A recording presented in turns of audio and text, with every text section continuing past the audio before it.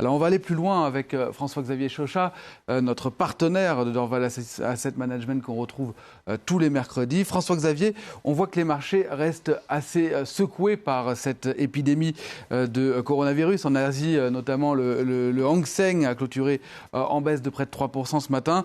Pourquoi l'impact est-il aussi important ?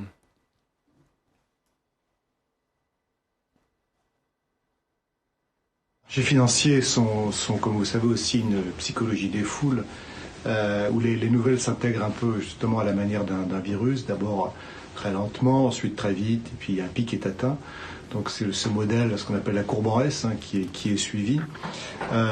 Personne ne sait évidemment quelle forme et quelle ampleur prendra cette épidémie, mais sur le modèle de ce qui s'est passé avant, c'est pas la première fois que ça arrive.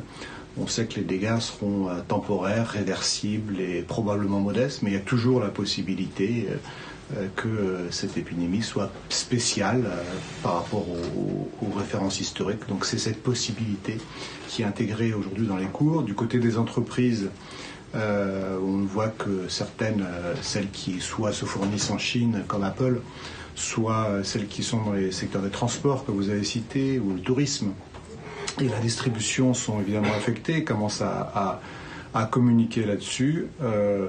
Encore une fois, soulignons que l'économie chinoise n'est pas paralysée. Les supermarchés sont même ouverts dans la région de Wuhan. Donc il ne faut pas exagérer tout ça à ce stade. Mais comme personne ne peut prévoir l'évolution, il y a une prime de risque qui s'installe sur les marchés.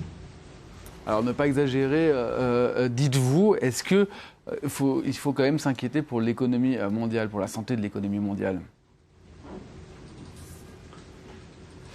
Alors là encore, les expériences passées, par exemple, la plus sérieuse, ça avait été le SRAS en 2003, ça avait coûté 1% de croissance à la Chine.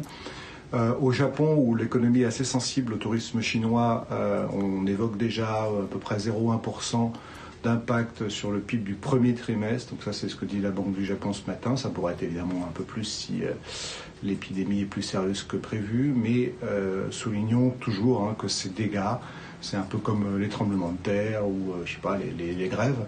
Ce sont des dégâts temporaires, relativement modestes et réversibles.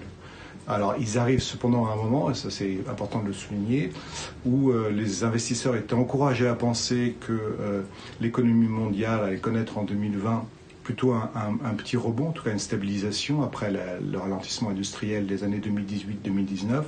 Donc l'affaire du coronavirus repousse un peu ces anticipations, mais je crois ne doit pas les remettre en question. C'est juste une question de timing et de certitude sur le timing, mais l'idée que le cycle industriel mondial a fait plus ou moins son plus bas, je pense, va rester.